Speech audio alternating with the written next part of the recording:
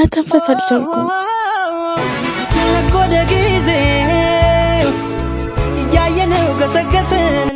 እስከ መቼ ነው ፎቶን የራስሽን ተሰቃዩ?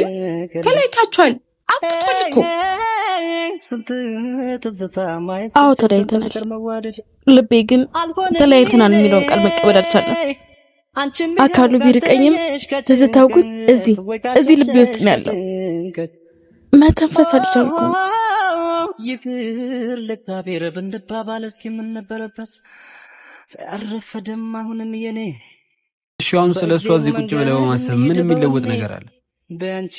ያብስራ ወንዱን እንጂ ህይወት ይቀጥላል። እሷን መርሳት ሞቶ ነው። ይቅርታ ብዬ ልልክልሽ አስባለሁ፣ ግን ያሬድ ፍቅርን አትጠይቅኛል።